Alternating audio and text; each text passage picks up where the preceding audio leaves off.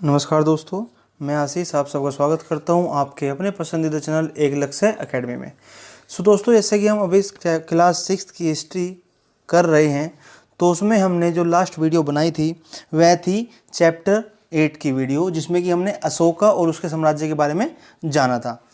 तो दोस्तों, प्लीज़ मैं आपसे रिक्वेस्ट करूँगा कि आप अपने पास एक कॉपी और एक पेन लेकर बैठें, क्योंकि आज आपको उस काल की बहुत महत्वपूर्ण बातें बताने जा रहे हैं। ठीक है, और इससे आगे हम जो भी पढ़ेंगे वह सब इसी पर आधारित होगा।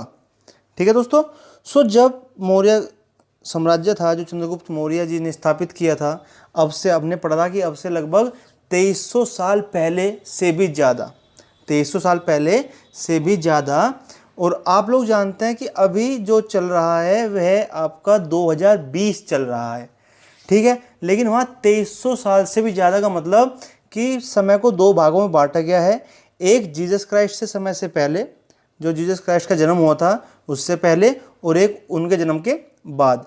तो जो उनके जन्म से पहले का समय था उसको हम लोग कहते हैं ईसा पूर्व। ईसा से पहले का समय ईसा पूर्व। तो जो चंद्रगुप्त मौर्य जी का शासनकाल था वह ईसा पूर्व में था, ईसा से पहले था। तो उस समय क्या होता, उस समय जो काल था, जो समय था, जो साल थे, वे उल्टे चलते थे। कहते थे दोस्तों, वे उल्टे चलते थे। तो जो अब से लगभग 2300 साल पहले से भी ज़्यादा समय हो गया जब चंद्रगुप्त मौर्य ने शासन को स्थापित किया था। फिर हमने पढ़ा कि अशोक ने बड़े अच्छे से पूरा साम्राज्य स्थापित किया और इतना ज़्यादा एरिया में, इतने ज़्यादा क्षेत्र तक उन्होंने अपना शासन फैला दिया था कि उनसे ज़्यादा शासन आज तक आमतौर पर कोई नहीं फैला पाया है।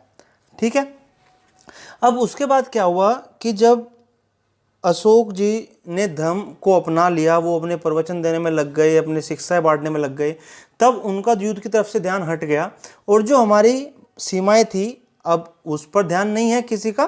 तो जब ध्यान नहीं रहा तो उधर से अब दुश्मनों के आने का चांस ज़्यादा हो गया दोस्तों। ठीक है।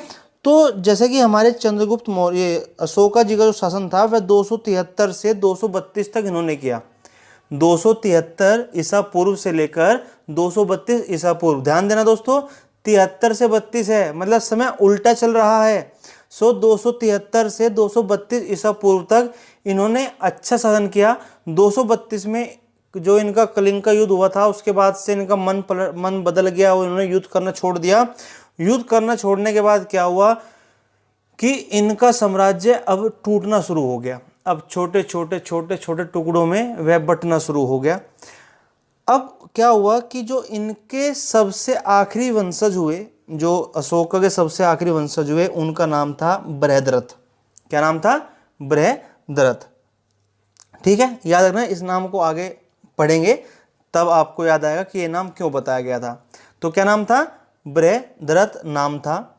अब बृहद्रथ के समय में इतना शासन कमजोर हो चुका था कि बृहद्रथ के एक सेनापति थे जिसका नाम था पुष्यमित्र शुंग।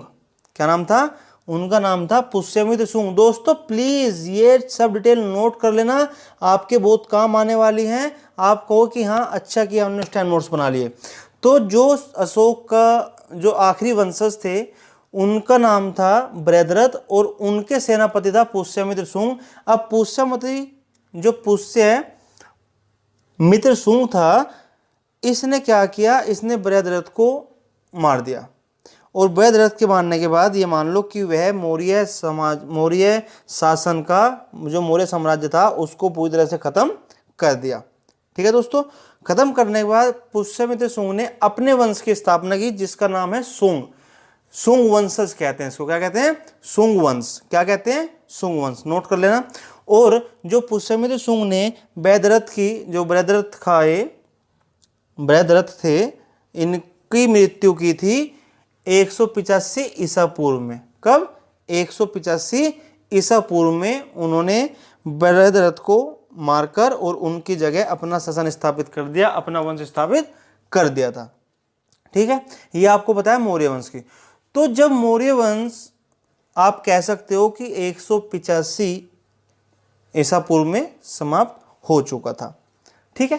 अब बात आती है, जो यहाँ पे ब्लाइंड लिखी है बातें, इसमें थोड़ा सा कि Maurya empire collapsed about 2200 years ago, कि अब से लगभग 2200 साल पहले मौर्य वंश खत्म हो चुका था, उसका पतन हो चुका था, वो आपको बता दिया।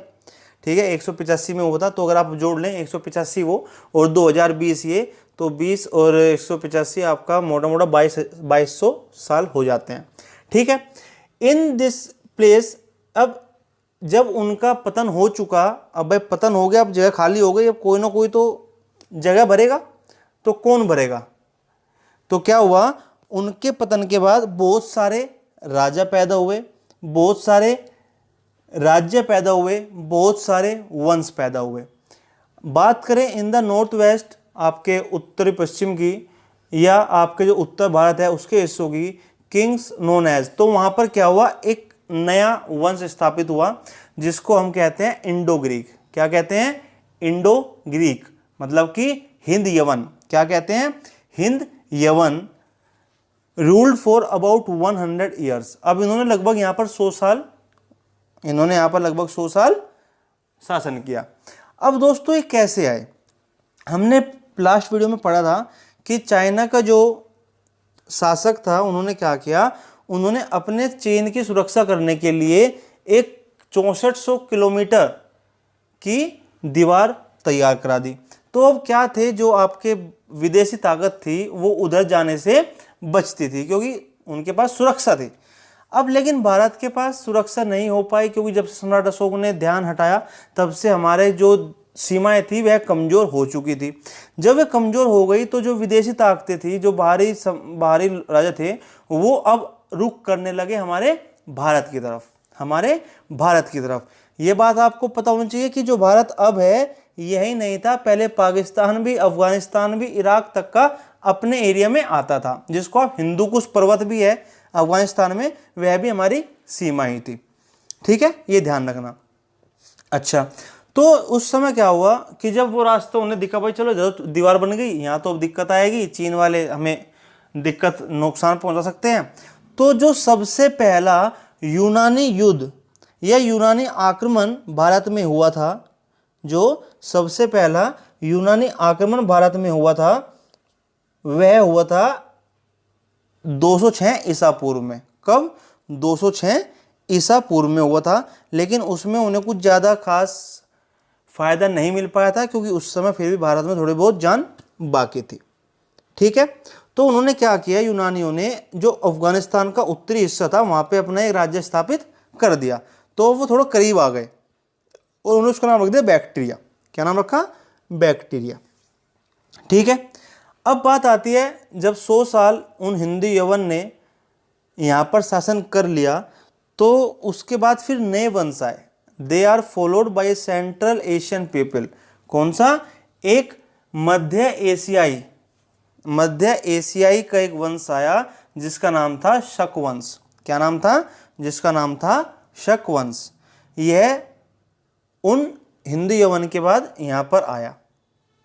ठीक है, ये सारे बहुत ध्यान सुनो दोस्तों, आगे हम जो भी पढ़ने वाले हैं उसमें इन्हें संबंधित चीजें होंगी, और आपको वह अगर याद रहेगा तो बहुत आसानी से आप वो चीज लिंक कर सकते हो। ठीक है, तो पहले कौन आए?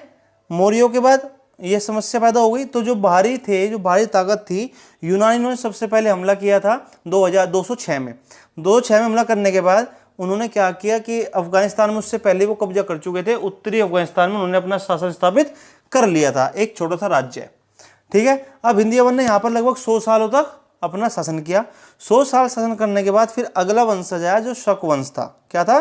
शक वंश। और ये मध्य एशियाई लोगों में से आया था, जो मध्य एशियाई है वहां से ये लोग आए थे। ठीक है, और आने के बाद इन्होंने अपना शासन स्थापित किया कहां पर? पश्चिमोत्तर में, उत्तर में और पश्चिम भारत में। पश्चिमोत्तर भारत, पश्चिम भारत और उत्तर भारत में अपना साम्राज्य स्थापित कर लिया। Some of these kingdoms lasted for about 500 years till the Shaks were defeated by the Gupta kings. अब क्या हुआ, बहुत समय तक इन लोगों ने शासन करते रहे और तब तक करते रहे जब तक आखिर में ये गुप्त साम्राज्य से नहीं हार गए। किससे नहीं हार गए? गुप्त साम्राज्य से नहीं हार गए। ठीक है, अब गुप्त साम्राज्य, इनके कुछ राजाओं के नाम आपने सुने होंगे। समुद्रगुप्त। कौन? समुद्रगुप्त। फिर इनमें एक हैं आपके चंद्रगुप्त प्रथम, चंद्रगुप्त द्वितीय, इस तरीके से ये गुप्त वंश के नाम है। तो चंद्रगुप्त मौर्य अलग थे दोस्तों, और ये चंद्रगुप्त और ये समुद्रगुप्त ये अलग वंश के हैं, यहाँ पे गुप्त वंश के हैं। ठीक है, हम गुप्त वंश के बारे में पढ़ेंगे चैप्टर 11 में। This sucks in turn were followed by the Kushans about 2000 years ago. लगभग 2000 साल पहले, लगभग 2000 साल पहले की बात है कि जब शक ढीले पड़ गए, उनके बाद नया एक साम्राज्य स्थापित हुआ, नया एक वंशज आया, वे वंश आया कुषाण वंश। कौन सा वंश आया दोस्तों? कुषाण वंश। ध्यान रखना, कौन सा वंश आया? कुषाण वंश आया। और कुषाण वंश के बारे में हम लोग पढ़ेंगे चैप्टर 8 में। कुषाण वंश के बारे में हम लोग पढ़ेंगे चैप्टर 8 में। ठीक है, तो जो अगर मैं बात करूं जो शक वंश ने काफ़ी लंबे समय तक यहाँ पर शासन किया, और शासन करने के बाद इन्होंने यहाँ पर फिर इनके युद्ध भी हुए। चंद्रगुप्त द्वितीय से भी इनका युद्ध हुआ, विक्रमादित्य हुए, ठीक है, उनसे इनका युद्ध हुआ। तो ये युद्ध होने के बावजूद अब इनका क्या था, इनके बाद कुछ फिर पार्थियन भी आए, फिर कुषाण भी आए। अगर मैं आपसे कुषाण के राजा की बात करूं, तो जो कुषाण के राजा थे वह था आपका एक तो कडफिज प्रथम। कौन था? कडफिज। इनका जो राजवंश था उसकी स्थापना कडफिज समूह ने की थी, तो कडफिज प्रथम नाम इनके राजा का था। ठीक है, पहले कडफिज प्रथम और दूसरे का कडफिज द्वितीय। ठीक है, ये कुषाण राजा थे। कौन से थे? कुषाण राजा। उसके बाद in the north and in parts of central India, अगर बात करें भारत के उत्तरी हिस्से की और मध्य भारत की, ए जनरल ऑफ मौर्याज। देखिए वही बात आ गई अब जो मैं आपको बता रहा था अंदर से, कि एक जनरल था, जनरल मतलब सेनापति था, एक सेना नायक था जिसका नाम था पुष्यमित्र शुंग। किसका सेना नायक था? मौर्यों का। कौन से मौर्य का? बृहद्रथ, जो कि मौर्य के आखिरी राजा थे, सम्राट थे। ठीक है, इन्होंने अपना साम्राज्य स्थापित कर लिया। The Shungas were followed by another dynasty. अब उसके बाद क्या हुआ? शुंग ने शासन किया। जब शुंग ने यहाँ पर शासन कर लिया तो उनका भी समय घटा। जब समय कम हो गया तो उनके बाद फिर यहाँ पर बाकी साम्राज्य स्थापित हुए, बाकी साम्राज्य स्थापित हुए। और उनमें कौन थे? कण्व। फिर कौन आए? अब आए आपके कण्व, आपके कण्व आ गए। कण्व के बाद जो यहाँ पे आए, तो कण्व के बाद आपका by rulers from other families till the establishment of Gupta empire. लगभग 1700 साल पहले एक नया वंश स्थापित हुआ जो कि गुप्त काल था। कौन सा काल था? गुप्त काल, जिसका मैंने अभी आपको बताया। वही चंद्रगुप्त प्रथम हुआ, आपका समुद्रगुप्त हुआ, तो ये जो राजा थे फिर इनका काल आ गया। The Shakas who ruled over parts of western India fought several battles with the Satavahanas who ruled over western and parts of central India. अब जो शक्स थे, अब एक वंश और था। अगर मैं आपको सारे वंश की बताऊं तो आप वंश नोट कर सकते हैं कि सतवाहन वंश एक जो दक्षिण भारत में था। कहाँ पर? दक्षिण भारत में, वेस्टर्न इंडिया के बाकी हिस्सों में जो शक रूल कर रहे थे वह क्या कर रहे थे? वह भारत पर राज कर रहे थे। तो उन्होंने बीच बीच में क्या किया? पश्चिमी भारत पर भी लड़ाई लड़ी।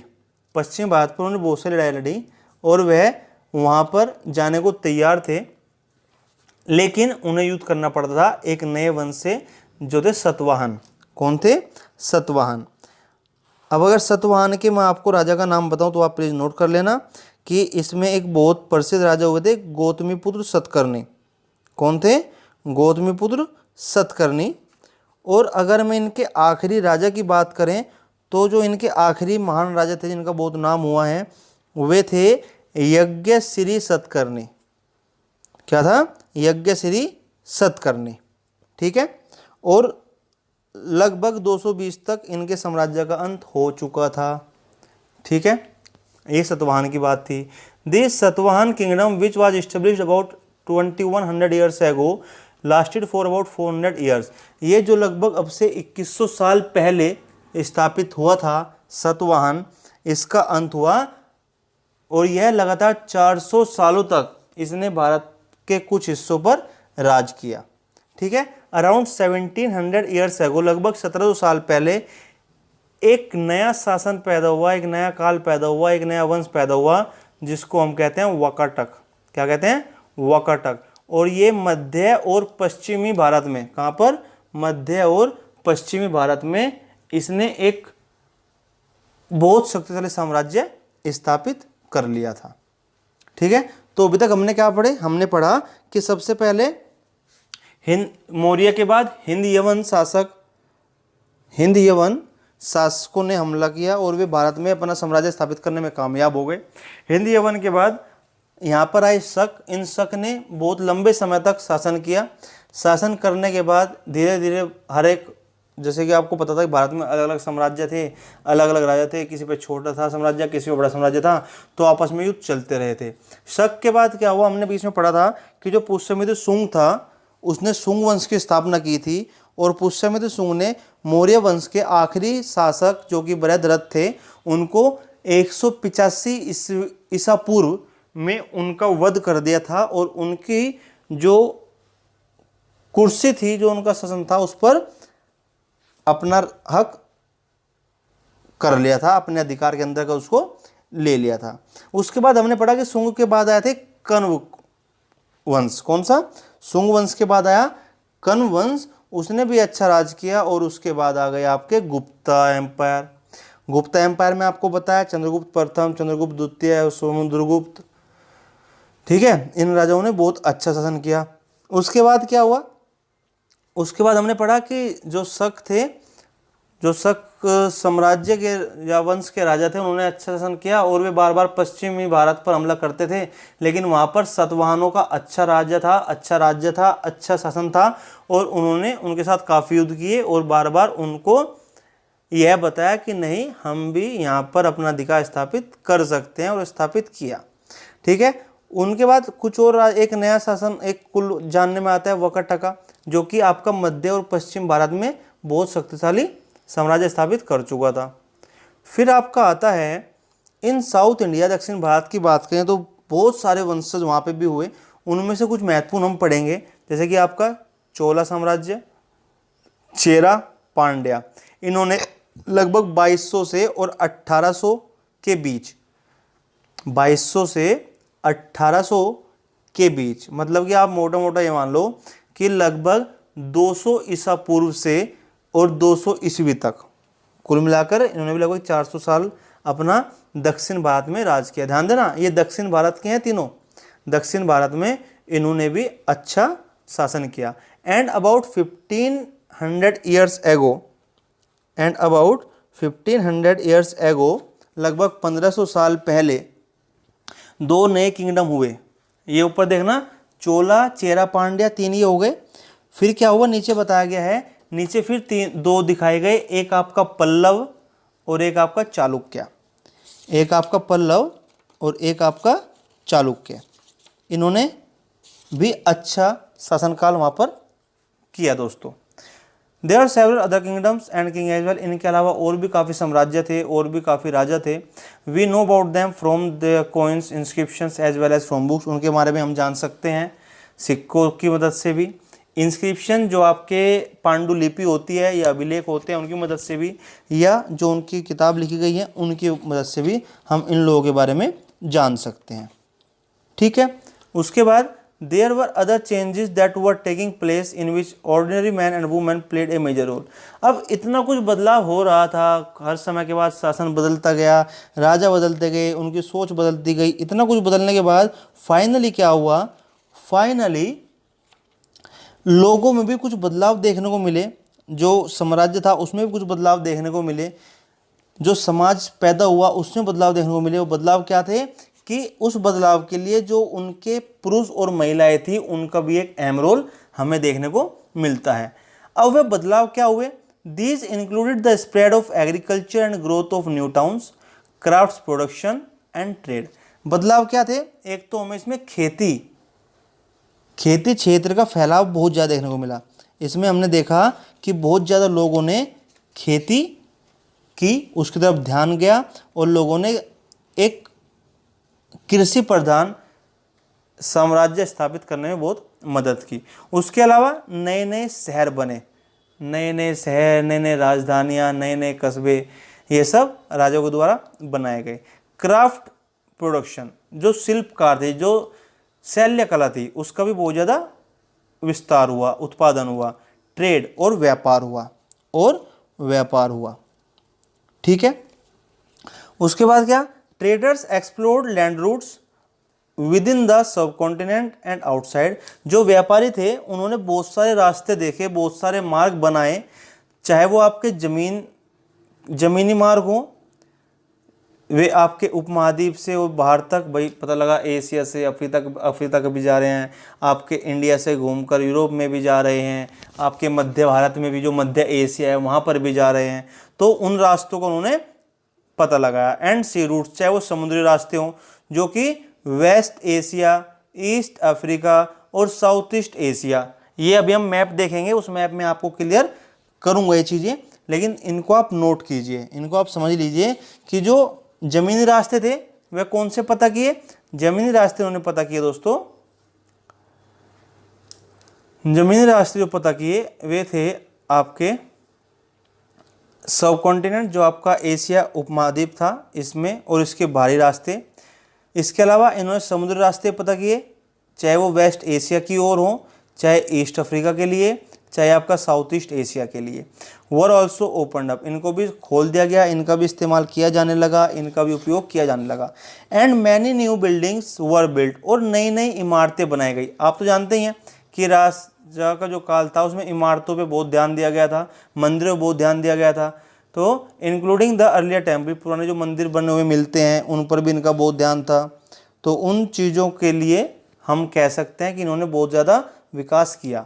एंड स्तूपाज, और हमने बहुत दम में पढ़ा था स्तूप के बारे में, स्तूप बनवाए थे बहुत सारे, क्या करने के लिए, अभी अपने अभिलेखों को लिखवाने के लिए, अपने शिक्षाओं को लिखवाने के लिए, अपने ज्ञान उपदेश को लिखवाने के लिए, ठीक है, अपने एक पहचान बनाने के लिए इन चीज़ों का इस्तेमाल किया जाता था। बुक्स व रिटन, काफ़ी किताबें भी लिखी गई, जैसे हमने पढ़ा था अभी पिछली क्लास में कि अर्थशास्त्र लिखा गया, किसके द्वारा, कौटिल्य चाणक्य के द्वारा।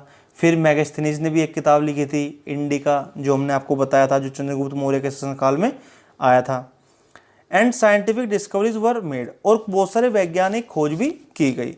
This developments took place simultaneously at the same time. अब जितने भी ये विकास हो रहे थे, जितना भी ये सुधार हो रहा था, यह सब एक ही समय पर हो रहा था, साथ साथ हो रहा था। भाई एक ही समय पर मंदिर भी बन रहे थे, एक ही समय पर रास्ते भी खोजे जा रहे थे, एक ही समय पर आप देख सकते हैं कि उसी समय में शहर बन रहे हैं, लोगों की आबादी बढ़ रही है, कुछ लोग अपना खेती में ध्यान दे रहे हैं। तो ये सब उसी समय की बात है।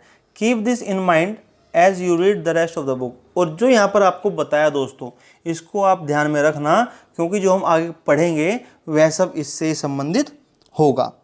ठीक है, तो एक बार इसको हम रिवाइज कर लेते हैं थोड़ा सा, उसको आप एक बार प्लीज़ समरी के तौर पर सुन सकते हैं कि क्या हुआ। जब अब से लगभग हमने पढ़ा था कि 2300 साल से भी ज़्यादा पहले आपके चंद्रगुप्त मौर्य ने शासन स्थापित किया था, मौर्य साम्राज्य। ठीक है, उनके बाद उनके बेटे बिंदुसार ने संभाला, बिंदुसार के बाद अशोक ने संभाला। अशोक सबसे ज़्यादा सबसे ज़्यादा ख्याति प्राप्त करने वाले मौर्य साम्राज्य के या मौर्य सम्राट हुए। ठीक है, हमने देखा था कलिंगा के युद्ध में, जो कि 232 ईसा पूर्व हुआ था। उसमें क्या हुआ, उन्होंने बहुत हानि देखी, बहुत नुकसान देखा, बहुत खून देखा। तो वो सब देखने के बाद उनका युद्ध से विश्वास उठ गया था, उनको युद्ध बहुत बुरा लगने लगा था, उन्होंने युद्ध करने छोड़ दिए थे। तो जब 273 से 232 ईसा पूर्व उन्होंने शासन किया। शासन करने के बाद अब क्या हुआ, वो धर्म फैलाने में लग गए, लोगों को शिक्षा देने में लग गए। अब उनका ध्यान जो था वह अपने साम्राज्य से हट चुका था।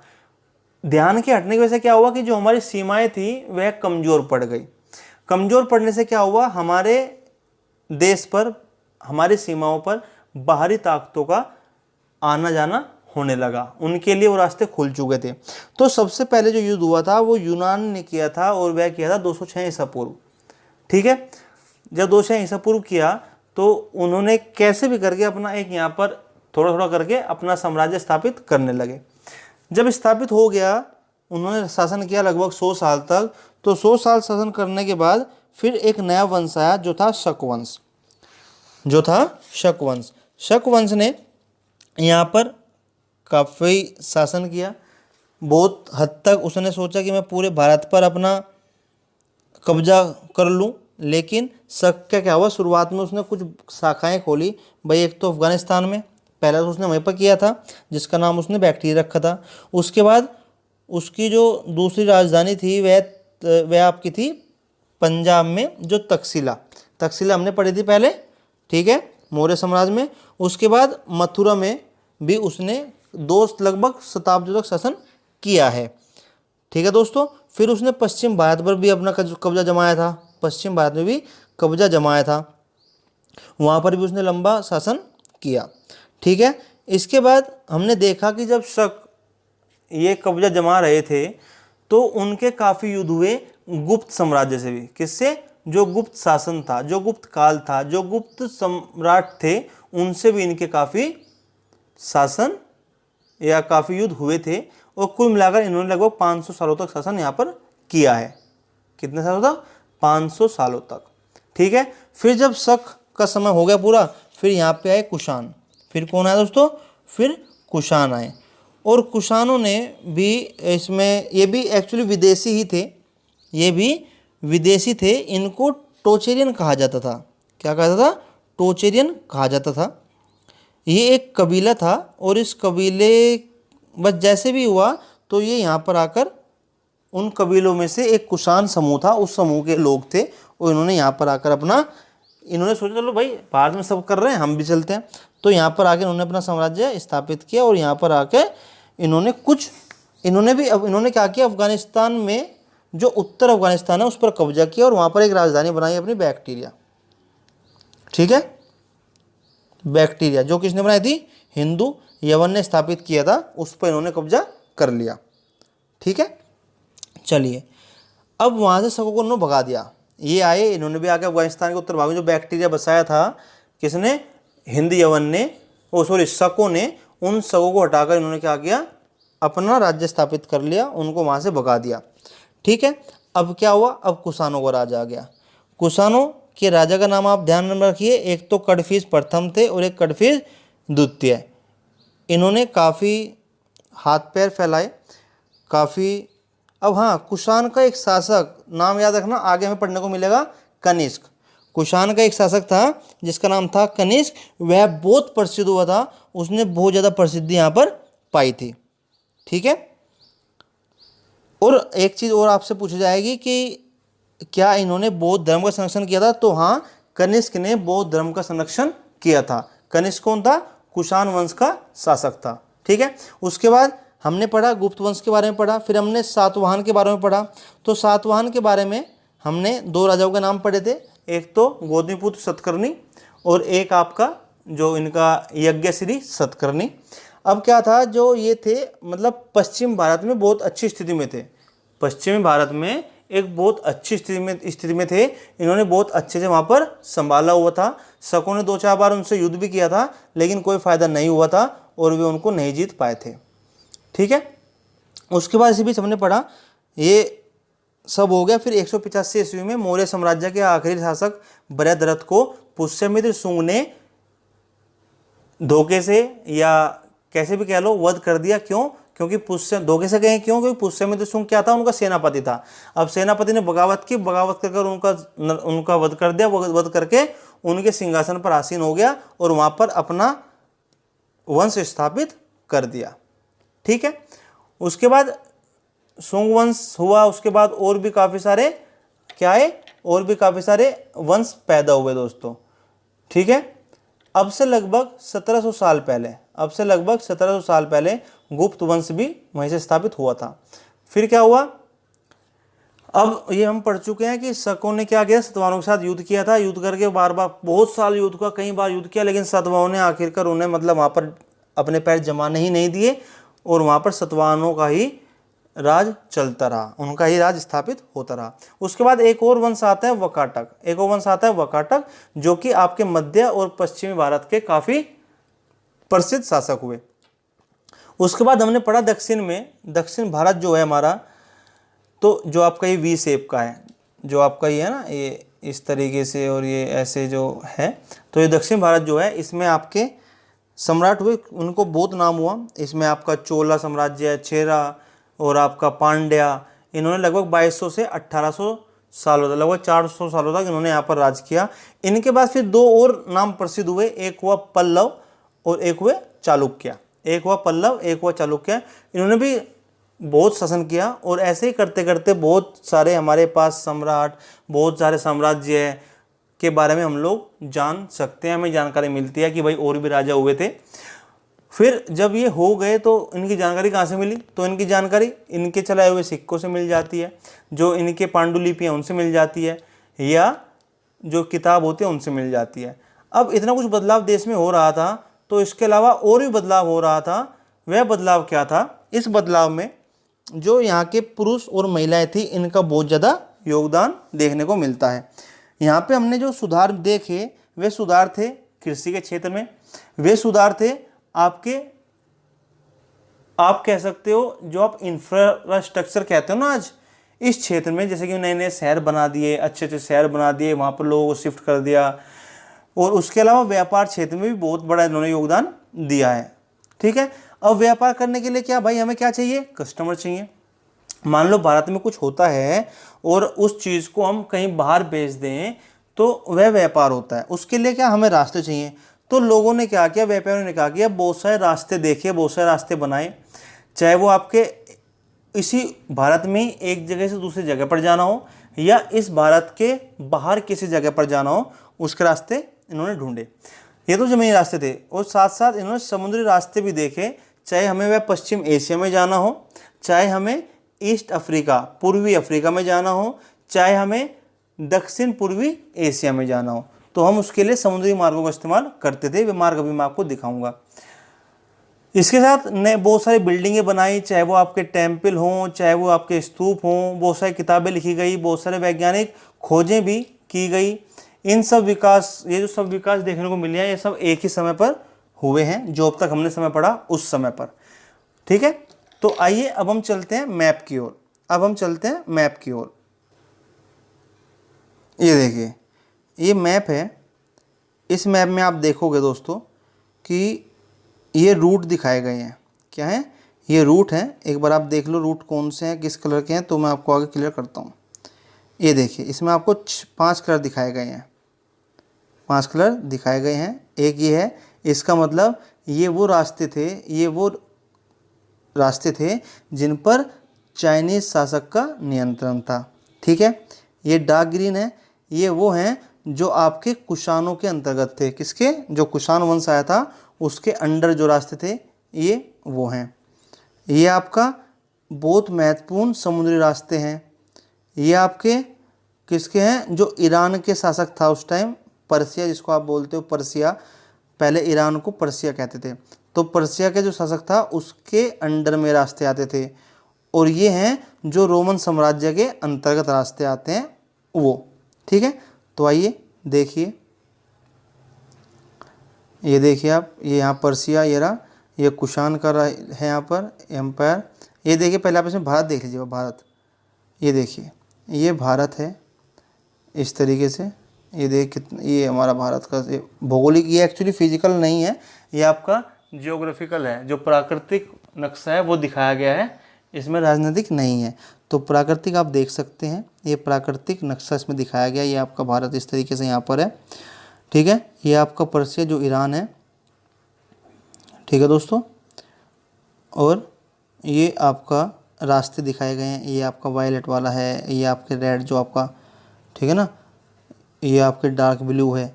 तो ये रास्ते आपको पता होने चाहिए, इनको आप बड़े अच्छे से नोट कर सकते हैं कि ये कहाँ पर कैसे कैसे चल रहे हैं। फिर देखिए, जो डार्क वाला है ये चाइना के अंतर्गत है। क्यों? आप देखोगे ये चाइना का हिस्सा है ना इधर, ये देखिए ये चाइना का हिस्सा है, तो ये सब चाइना के सम्राट के अधिकार में है।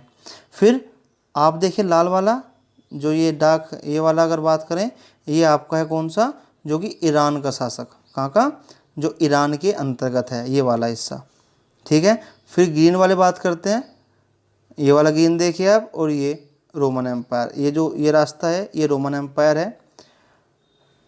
ठीक है, और ये आपका जो ये ग्रीनिश सा आपको लग रहा है, ये वाला रास्ता आ रहा है, ये है आपका समुद्री रास्ता। कौन सा है? ये आपका समुद्री रास्ता। ये घूम घूम के इस तरीके से पूरा ये, ठीक है, ये आपका समुद्री रास्ता। अब ये रास्ते इस्तेमाल क्यों होते थे वह भी आप देख लीजिए। ये मैप है, इसको आप देख लेना अच्छे से, स्क्रीनशॉट लेकर बड़ा करके देख सकते हैं। अब कारण क्या था, किस चीज़ का यहाँ पर बिजनेस होता था वह भी देखिए। ये देखिए, Chinese, Indian, Iranian, Arab, Greek, Roman traders इन सब में भाग लेते थे। They ports along the coast of South India, जो हमारे दक्षिण भारत में आपने देखा ना बहुत सारे बंदरगाह हैं, वे जो मिर्च होती थी और बाकी मसाले होते थे उनके निर्यात करने के लिए, उनका निर्यात करने के लिए बहुत महत्वपूर्ण योगदान था। ठीक है, ये हम जानते हैं कि हमारे दक्षिण भारत में बहुत सारे बंदरगाह हैं, तो उनकी मदद से हम लोग काफ़ी व्यापार कर सकते थे और करते थे। इवन उन मसालों की वजह से ही आपके ब्रिटेन ने, आपके अंग्रेज़ों ने हमारे यहाँ पर शासन किया है लगभग 200 साल। ठीक है, जो ईस्ट इंडिया कंपनी आई थी वो उन्हीं मसालों के व्यापार के लिए आई थी दोस्तों। ठीक है, तो उम्मीद करता हूँ आज आपको काफ़ी कुछ पता लगा होगा। ऐसे ही ज्ञान के लिए आगे जुड़े रहिए, हम लोग आगे के चैप्टर कंटिन्यू करेंगे और उसमें भी आपको काफ़ी कुछ सीखने को मिलेगा। तब तक के लिए आप इसके नोट्स बनाइए, बहुत महत्वपूर्ण टॉपिक है, ये आपका हर जगह इस्तेमाल आएगा। ठीक है दोस्तों, तो नमस्कार, धन्यवाद, राम राम, अगली वीडियो तक के लिए।